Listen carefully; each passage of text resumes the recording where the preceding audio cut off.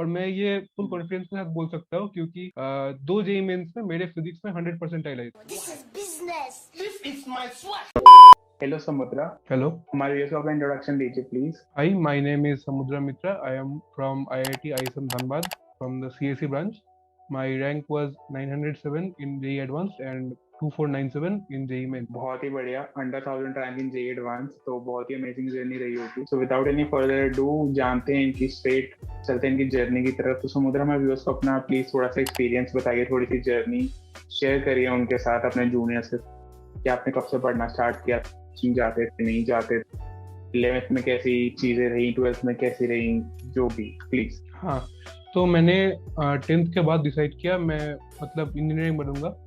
तब समझा कि जेई मेन देना पड़ेगा, जेई एडवांस देना पड़ेगा। तो सिलेबस जो है मैंने देखा कि सिर्फ बोर्ड का सिलेबस कवर करने से मतलब इस लेवल के क्वेश्चंस नहीं होंगे। मेरा स्ट्रेटेजी यही था कि जितना जल्दी हो सके सिलेबस कवर करना है और उसके बाद मतलब as many mock test as possible. तो मैंने क्या किया कि 11th के शुरू में ही मैंने ऐसा वेट नहीं किया कि मतलब मैं कोचिंग लेता था पिटजी से, पर actually it's quite far from my home, like 100 kilometres from my home, so regularly हो नहीं पाता था। तो मैंने मतलब वहाँ के टीचर्स को मैंने सिर्फ डाउट क्लियरेंस के लिए रखा था, मतलब और जो कवर करना है मुझे ही कवर करना है। और ऐसा है ना कि अगर आप कोशिश करोगे तो सेल्फ स्टडी से 11th-12th के जो 92 चैप्टर्स है मैथ्स फिजिक्स केमिस्ट्री मिला के, उसमें से 90% आपका खुद से ही हो जाएगा। With only 2 attempts in April and May, you cannot miss out of this offer. It's now or never deal on very high demand. 19 फरवरी तक ऑफर आपका एक्सटेंड हो चुका है।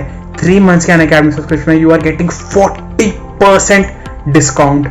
Yes, you heard it right, 40% discount on 3 month subscription. 6 months पे subscription पे भी आपको almost 36% का डिस्काउंट मिल रहा है। ऑलमोस्ट 40 बट 36% का डिस्काउंट।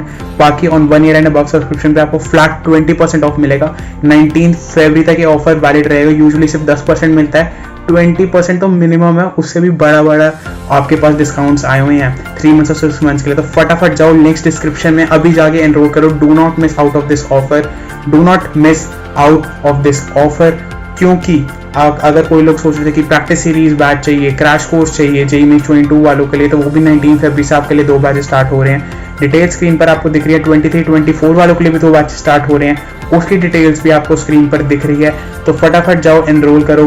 प्लस और इकोनॉमिक में जो लोग कंफ्यूज रहते हैं तो मैं बता दूं कि प्लस के फीचर्स कुछ ये होते हैं जो आपको स्क्रीन पर दिख रहे हैं। न्यू आइकॉनिक सब्सक्रिप्शन में आपको प्लस के तो सारे फीचर्स मिलते ही मिलते हैं, इसके साथ 3 एडिशनल फीचर्स मिलते हैं जो आपको स्क्रीन पर दिख रहे हैं। You will get Unacademy के branded notes delivered at your doorsteps if you get iconic subscription, but plus subscription पे you will get access only to the in-app notes। तो ये फर्क होता है। This is the new iconic subscription deals, बहुत ही amazing है। 19 फरवरी तक valid है। फटाफट जाओ और एनरोल करो। तो मतलब मैंने वो 90% खुद से किया और बाकी 10% के लिए टीचर सर। ऐसा करके मतलब मुझे पहले थोड़ी दिक्कत होती थी कि मतलब कहाँ से पढ़ना है, कैसे पढ़ना है। Once you start doing it तो आपको मतलब एक खुद के लिए एक स्ट्रेटेजी पता चल जाएगी, क्योंकि जनरलाइज तो नहीं कर सकते स्ट्रेटेजी को, क्योंकि पर्सन टू पर्सन वेरी करता है वो। पर कहाँ से पढ़ना है, गूगल से कौन सा वेबसाइट मुझे सूट कर रहा है, कौन सा यूट्यूब चैनल मुझसे अच्छा लग रहा है, तो वो जब आप एक बार ग्रेस्प कर लोगे तब बहुत ज्यादा दिक्कत नहीं होगी। तो मैंने ऐसा किया कि पहले आपने 11th से ही पढ़ना स्टार्ट कर दिया था, कोचिंग में थे भी और एक तरह से नहीं भी थे, बिकॉज आप मेजरली खुद से पढ़ रहे थे और कोचिंग को आप एज डाउट क्लियरेंस उसके लिए रखते थे। और कोचिंग के मतलब जो टेस्ट होते थे वो मुझे एसेस करने के लिए थे कि कहीं मैं ऑफ ट्रैक तो नहीं जा रहा हूँ, कहीं मेरा स्टैंडर्ड गेट तो नहीं रहा। तो आपने बताया कि आप कुछ यूट्यूब चैनल्स वगैरह के बारे में बता रहे थे, तो आप प्लीज अपनी उसमें ये भी साथ साथ इंक्लूड कर दें जो भी आपने रिसोर्सेज यूज करे ऑनलाइन, चाहे फ्री थे या पेड थे। नहीं, ऑनलाइन मैंने जो भी रिसोर्स यूज किया वो कम्प्लीटली फ्री था, मेनली यूट्यूब में जैसे कि मैंने ईटूस इंडिया का जो चैनल है उसमें से मतलब मैथ्स का बहुत सारा लेक्चर मैंने देखा। मतलब वो कोई मतलब ऐसा नहीं था कि मतलब सपोज वहाँ पर 300 लेक्चर्स है मैथ्स के, तो वो 350 नहीं देखते। जिस टॉपिक में मुझे डाउट आ रहा है सिर्फ वही, और मतलब एक बार अगर देख लिया और क्वेश्चन क्लियर हो जा रहा है उससे, तो फिर बस छोड़ दो उसे, मतलब हो गया वो मेरा clear. If I can solve up to certain level of question, तब मतलब उसके पीछे और टाइम वेस्ट नहीं करना है। और मेनली अनअकैडमी ने बहुत हेल्प किया, क्योंकि वो लोग का प्रीवियस ईयर का लेक्चर्स था ऑलरेडी रिकॉर्डेड, तो मैं थोड़ा टेंट करता हूँ कि मतलब as fast as possible syllabus को कवर करो। तो इसलिए कभी कभी मैं 2x पे वीडियोस देख लेता था ताकि मतलब टाइम बच सके। अनअकैडमी में मुझे हेल्प किया केमिस्ट्री में, स्पेशली इनऑर्गेनिक केमिस्ट्री और ऑर्गेनिक केमिस्ट्री, क्योंकि उसमें अनअकैडमी यूट्यूब चैनल की बात कर रहे हैं। हाँ, अनअकैडमी यूट्यूब चैनल, क्योंकि उसमें जो होता है कि नॉलेज मतलब नॉलेज से भी ज्यादा इंपॉर्टेंट है कि मतलब क्या पढ़ना है, मतलब इरेलेवेंट चीजें नहीं पढ़नी, तो वो सिर्फ रिलेवेंट चीजें ही बताते हैं। तो मतलब मैं हाईली रिकमेंड करूंगा अनअकैडमी को। और मैथ्स के लिए भी एक बताना चाहेंगे कोई यूट्यूब चैनल? मैथ्स के लिए ईटूस इंडिया के जो मतलब टीचर्स है वो बहुत अच्छा समझाते हैं और उनके एग्जाम्पल मतलब बहुत रिलेवेंट है जेई एडवांस्ड और मेंस के लिए। और फिजिक्स के लिए एज सच एक्चुअली मैंने सिर्फ इत्सी वर्मा पढ़ी थी, तो फिजिक्स के लिए उतना यूट्यूब से हेल्प मैंने नहीं लिया था। और इत्सी वर्मा मैं बोलूंगा कि सफिशिएंट है फिजिक्स के लिए, बेसिक कॉन्सेप्ट्स को स्ट्रेंथन करने के लिए। अगर बेसिक कॉन्सेप्ट्स एक बार क्लियर हो जाए तो फिर आपको हायर लेवल के क्वेश्चंस करने में ज्यादा डिफिकल्टी नहीं होगी, वो हो जाएंगे। तो आप ने जो प्रैक्टिस करी बेसिकली वो आपने किन किन सोर्सेज से करी? मतलब ये तो हो गए जहाँ से आपने कॉन्सेप्ट बेसिकली समझे, तो जो नंबर ऑफ क्वेश्चंस जो प्रैक्टिस करने थे वो आपने कौन सी स्पेसिफिकली बुक्स लगाई, कोचिंग का मटेरियल किया? हाँ, तो इसका मैं सब्जेक्ट स्पेसिफिक आंसर दूंगा कि मैंने फिजिक्स में जो डीसी पांडे की बुक आती है उसमें से क्वेश्चंस करो, उसके क्वेश्चन का स्टैंडर्ड होता है। और मैं एक बात बोलूंगा कि मतलब कोई है जो बोलता है कि मतलब मस्ट हैव बुक्स है, जैसे कि इरोडॉक या फिर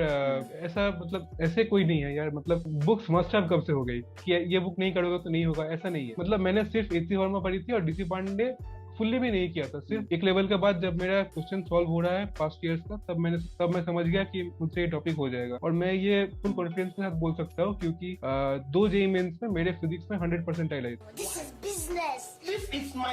तो इत्सी वर्मा ही सफिशिएंट है, मैं ये बोलूंगा फिजिक्स के लिए। फिर तो मान सकते हैं, मतलब तो व्यूअर्स ही मान जाएंगे कि आप जो कह रहे हो, क्योंकि प्रूफ हो गया, क्योंकि ये मेरे पास प्रूफ है। हाँ, उससे ज्यादा तो नहीं ले सकते ना। और केमिस्ट्री के लिए देखो, केमिस्ट्री के लिए तुम नॉलेज से भी ज्यादा इंपॉर्टेंट है जो मैंने बोला कि क्या पढ़ रहे हो, कहाँ से पढ़ रहे हो। Like NCERT is the God for chemistry. NCERT पहले करो, उससे पहले कुछ भी मत करो, क्योंकि एनसीईआरटी तुम्हें एक फ्रेमवर्क देगा और वहां से तुम बिल्ड कर सकते हो कि मतलब क्या रिलेवेंट है जेई के लिए। सबसे पहले एनसीईआरटी करो और फिर उसके बाद कुछ हायर लेवल का पढ़ना है तो पढ़ो, यूट्यूब से देखना है तो देखो, क्वेश्चन सॉल्व करने हैं तो करो। स्पेसिफिकली बुक बताना चाहोगे केमिस्ट्री के लिए, कोई स्पेसिफिक बुक? केमिस्ट्री के लिए नरेंद्र अवस्थी का फिजिकल केमिस्ट्री का बुक आता है, उससे करना अच्छा है। और ऑर्गेनिक और इनऑर्गेनिक केमिस्ट्री के लिए मैं बोलूंगा कि प्रीवियस ईयर्स को मतलब 4-5 बार सॉल्व कर लो प्रीवियस ईयर क्वेश्चन, क्योंकि क्वेश्चन कॉमन आते हैं। मैंने ऐसा देखा है कि बहुत कॉम्पिटेटिव एग्जाम में एटलीस्ट कॉन्सेप्ट तो कॉमन आ ही जाता है। और इनऑर्गेनिक केमिस्ट्री तो फैक्ट है ना, फैक्ट तो चेंज नहीं होगा। प्रीवियस ईयर जो फैक्ट था इस बार भी वही फैक्ट होगा, तो क्वेश्चंस उसमें कॉमन आते हैं। और मैथ्स के लिए मैं बोलना चाहूंगा कि मैथ्स में practice as much as you can, और मैथ्स में प्रीवियस ईयर क्वेश्चन देखो, ये देखो कि क्वेश्चन सेटर का माइंड फ्रेम क्या है, मतलब वो कहाँ से क्वेश्चन देना चाह रहा है। जैसे कोऑर्डिनेट ज्योमेट्री, उसमें बहुत स्ट्रेस दो क्योंकि उससे क्वेश्चन आना ही आना है। इंटीग्रेशन, डिफरेंशिएशन जो, और मतलब लाइक एक मेंस का टॉपिक है जिसमें फ्री के मार्क्स आते हैं, उसको ऐसा छोड़ना नहीं है कि वो तो बाद में कर लेंगे, बाद में नहीं होगा वो।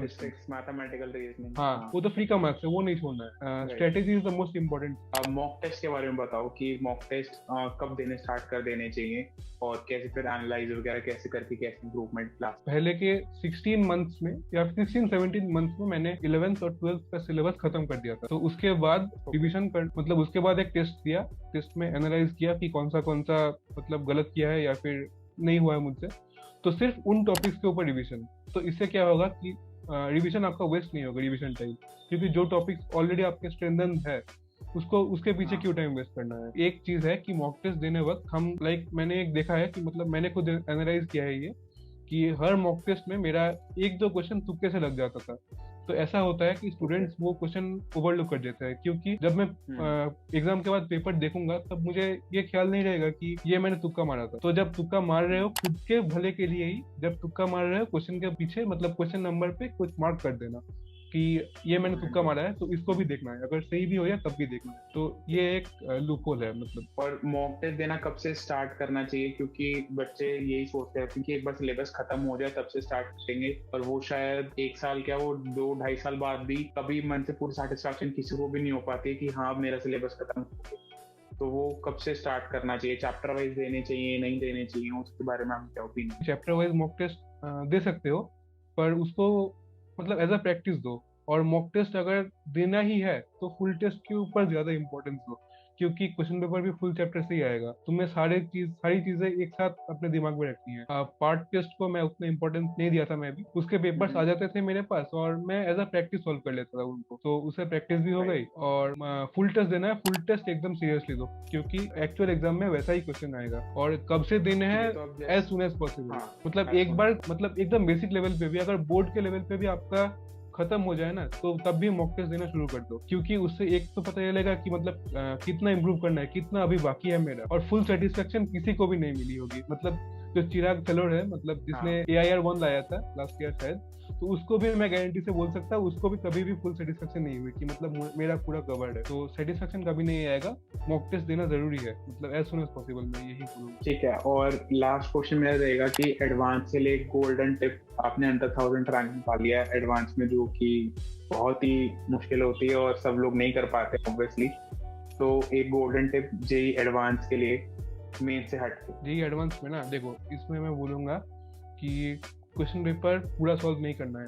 लाइक अगर हम एक हाइपोथेटिकल स्टूडेंट को पकड़ते हैं, ठीक है, जिसके 20% मार्क्स आ रहे हैं जेई एडवांस के पेपर में, तो कैसा होगा अगर उसके मार्क्स सडनली 40 तक जंप कर जाए? बहुत अच्छा होगा। लेकिन इसके लिए 40% करना है वो तो ठीक है, पर बाकी 60% को छोड़ना भी है, ये भी इंपॉर्टेंट है कि अगर 60%, कौन सा 60% हमें छोड़ना है वो हमें पता चल जाए तो टाइम बहुत ज्यादा मिल जाएगा एक क्वेश्चन, मतलब बाकी 40% के लिए। तो कौन से क्वेश्चन छोड़ देने हैं वो क्वेश्चन को देख के ही आइडेंटिफाई करना है। जैसे मैंने कई बार देखा है, मतलब मेरे बहुत दोस्त हैं, मैंने देखा है कि वो मुझसे कई ज्यादा नॉलेजेबल है, उनके कॉन्सेप्ट मुझसे कई ज्यादा स्ट्रेंथेंड है, पर फिर भी उनका अंडर 2000 रैंक नहीं आया। वो एग्जाम पॉइंट ऑफ व्यू से क्वेश्चन को नहीं ले, कि अभी एग्जाम चल रहा है ये मत भूल जाओ एग्जाम के ड्यूरिंग। मतलब अगर क्वेश्चन नहीं बन रहा है तो ठीक है, मुझे क्वेश्चन से ज्यादा मतलब एक हार्ड क्वेश्चन है और एक इजी क्वेश्चन है, पर दोनों के मार्क्स सेम है, तो इजी क्वेश्चन को पहले टारगेट करो। यही प्रो टिप होगी, मतलब गोल्डन टिप आप जो बोल रहे थे। और अगर कुछ एग्जाम हैक का बात करें तो मैं बोलूंगा कि एग्जाम से जस्ट पहले एनर्जी ड्रिंक या फिर कुछ हाई एनर्जी वैल्यू का फूड खा लो। मतलब मैं चॉकलेट खा लेता था, उससे कभी ब्रेन टायर्ड नहीं होगा एग्जाम। हाँ, तो ये मतलब सिली लगेगा सुनने में, पर फिर भी ये बहुत इफेक्टिव है। मैंने हर बार एग्जाम के पहले ये ट्राई किया है। इसीलिए नहीं है, मैंने भी खाई थी चॉकलेट, ऐसा नहीं होता है, इसीलिए नहीं है, और बहुत सारे लोग चॉकलेट खाते हैं। Alright, so on that positive and funny note, I would like to end this video. Thank you so much, Samudra, for joining in and sharing your wonderful journey and experience. Thank you so much. And thank you, sir, for calling me to this interview. Thank you. Thank you. और किसी को कुछ भी doubt हो, कुछ भी comment करना हो तो नीचे कमेंट कर सकते हो, समुद्रा will surely reply to you अगर आपको उनके लिए कोई डाउट हो तो। And thank you so much for watching this video. I'll see you in the next one. Thank you.